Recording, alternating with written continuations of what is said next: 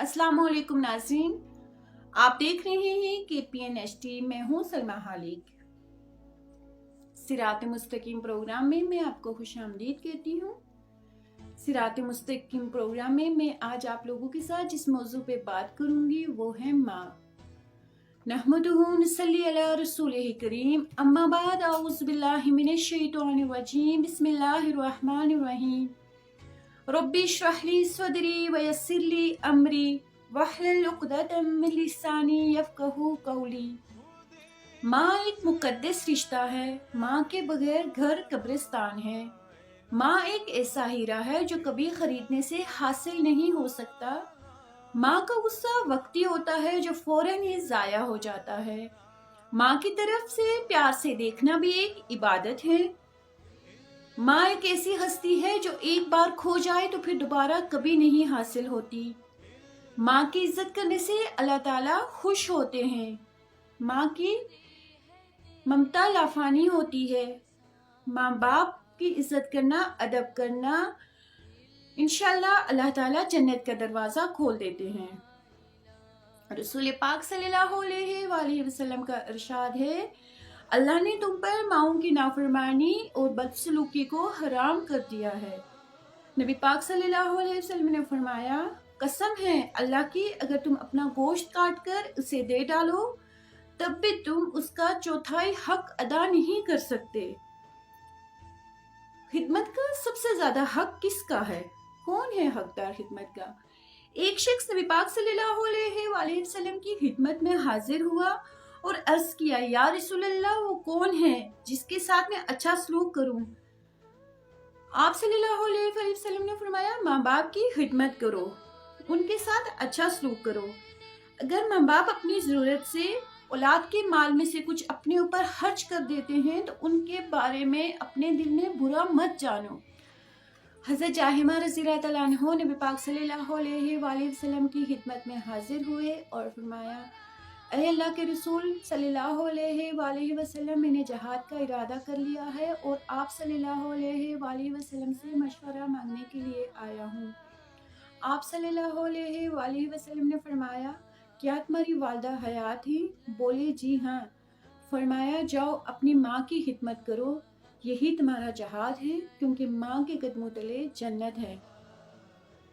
अपनी ज़बान की तेज़ी उस माँ पर मत चलाओ जिसने तुम्हें बोलना सिखाया है। माँ की दुआ।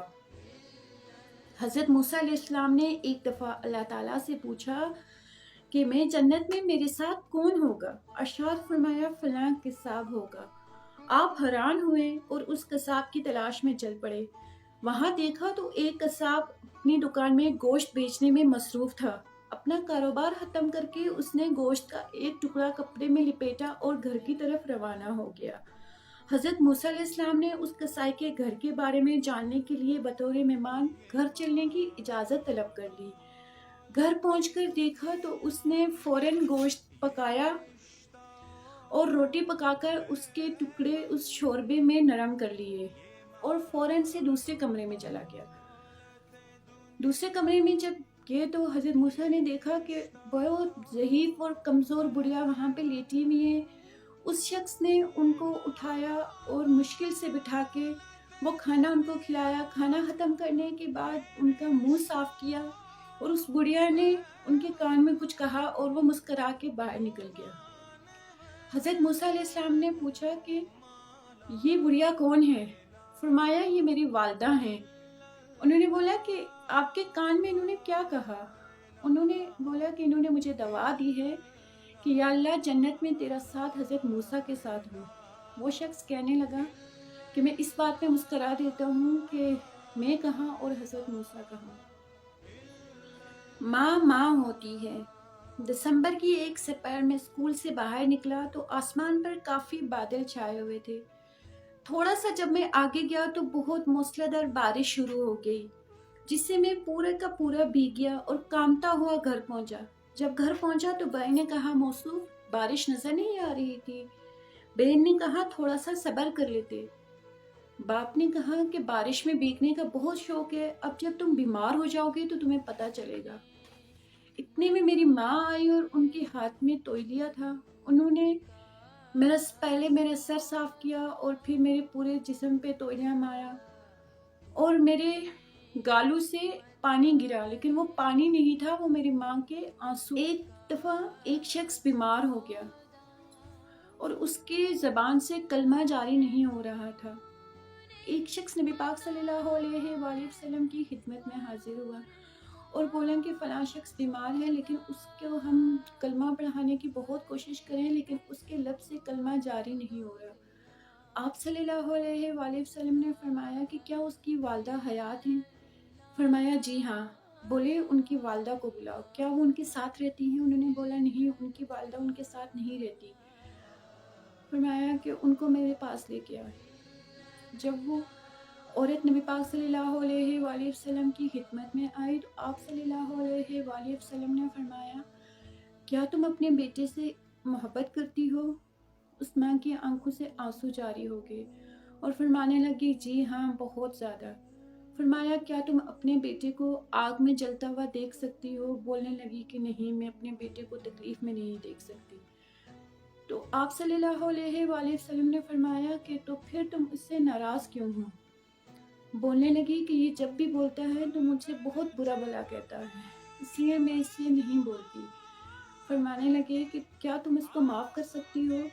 वो औरत बोलने लगी कि इसकी बातें इतनी तल्ख़ होती हैं कि मेरा दिल नहीं करता कि मैं इसको माफ़ करूं। आप सल्लल्लाहु अलैहि वसल्लम ने फरमाया कि जाओ जाके खोलता हुआ तेल लेके आओ।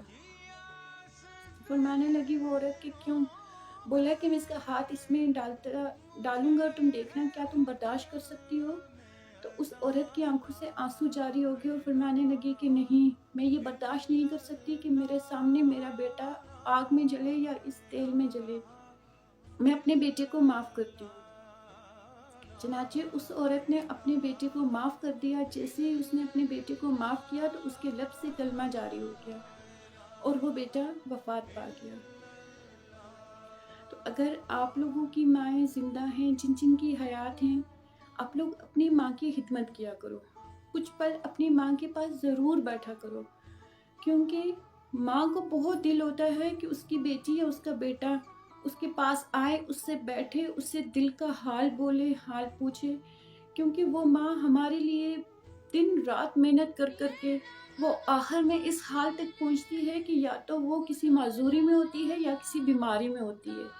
लेकिन जब आप कुछ वक्त अपनी माँ के साथ गुजारते हैं तो वो माँ के लिए लम्हा कभी भूलने वाला नहीं होता। इसलिए जिनकी माएँ बीमार हैं, बूढ़ी हैं, आप लोग ज़रूर उनकी खिदमत करें, उनके लिए कुछ खाने के लिए लेके आ जाएं, क्योंकि जब माँ बूढ़ी हो जाती है ना, उसका दिल बच्चे की तरह हो जाता है। वो ऐसी ज़िद्दी हो जाती है, वो ऐसे अपनी बात मनवाने को उनका दिल करता है जैसे एक बच्चा हमसे अपना बात मनवा के छोड़ता है। इसीलिए आप लोग अपनी माँ का बहुत ख्याल रखें, क्योंकि जब ये चली जाती हैं ना, ये फिर कभी लौट के नहीं आती। फिर वो घर नहीं लगता जिस घर में माँ नहीं होती। तो अपनी माँ की खिदमत किया करें, अपनी माँ का बहुत ख्याल रखा करें। कोई अच्छा कपड़ा लेके दें, कोई अच्छी खाने की चीज़ लेके दे दें, कहीं जाना चाहती हो उनको कहीं लेके जाएं, कुछ वक्त उनके पास बैठ के गुजारा करें, क्योंकि ये लम्हा आपकी ज़िंदगी के यादगार लम्हों में से होगा।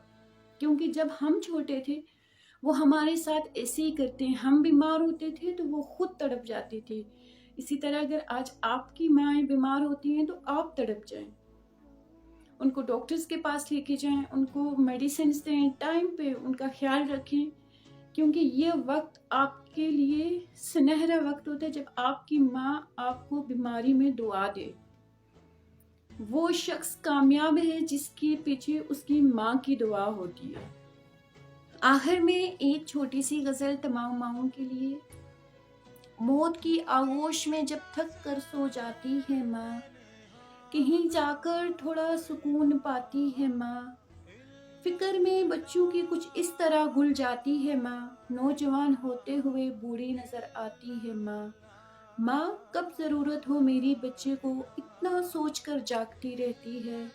आंखें और सो जाती है माँ, पहले बच्चों को खिलाती है सुकून से और चैन से, बाद में जो कुछ बचा हो वो खुद खाती है माँ। مانگتی نہیں کچھ بھی اپنے لیے رب سے، پر بچوں کے لیے اپنے دامن کو پھیلا دیتی ہے۔ ماں پیار کہتے ہیں کسے اور ممتا کیا چیز ہے، کون پوچھے ان سے جن کی نہیں ہوتی ہے ماں۔